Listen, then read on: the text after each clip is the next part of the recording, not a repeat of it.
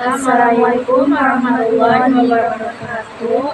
Kami dari kelompok 9 mata kuliah filsafat ekonomi ingin menjelaskan tentang pandangan filsafat dalam pemikiran ekonomi kapitalis dan teori-teori invisible hand Adam Smith.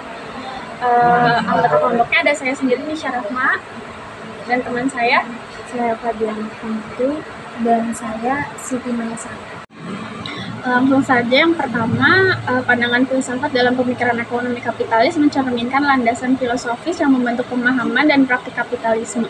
Beberapa pandangan utamanya meliputi, yang ke-1 ada individualisme, menekankan kebebasan individu dalam mengejar kepentingan pribadi untuk memaksimalkan keuntungan seperti konsep invisible hand oleh Adam Smith. Yang kedua, utilitarianisme, berupaya memaksimalkan kesejahteraan masyarakat secara keseluruhan, meski distribusi manfaat bisa tidak merata sebagaimana gagasan Jeremy Bentham dan John Stuart Mill. Yang ketiga ada materialisme, mengutamakan akumulasi kekayaan material dan pertumbuhan ekonomi sebagai indikator kemajuan masyarakat. Yang keempat ada pragmatisme, fokus pada hasil dan efisiensi dibandingkan nilai moral atau ideologis. Yang kelima, liberalisme ekonomi, mendorong pasar bebas dengan campur tangan minimal pemerintah seperti konsep laissez-faire Adam Smith dan teori keunggulan komparatif David Ricardo.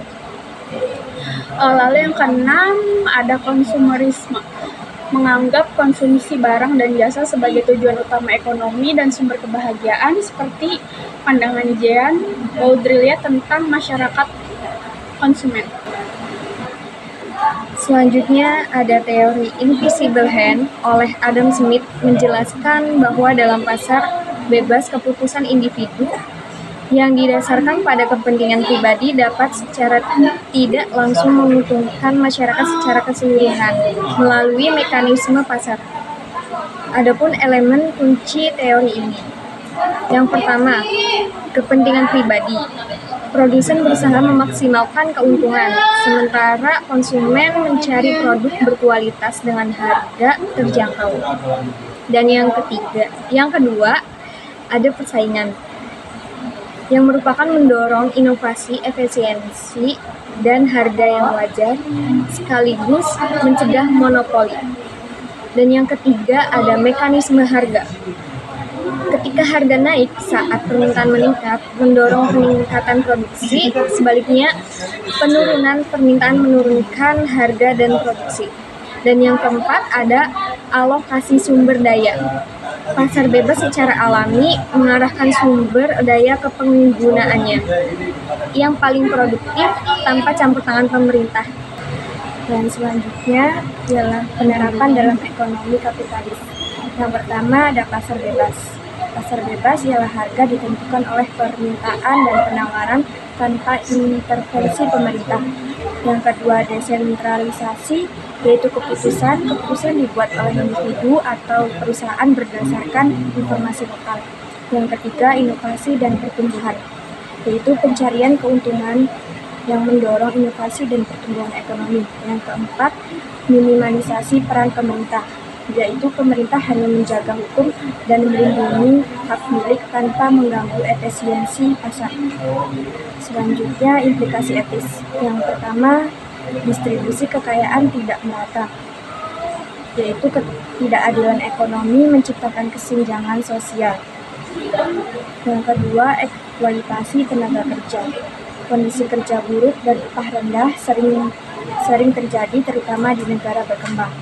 Yang ketiga, kerusakan lingkungan, yaitu fokus pada keuntungan mengabaikan dampak ekologis seperti polusi dan deforestasi.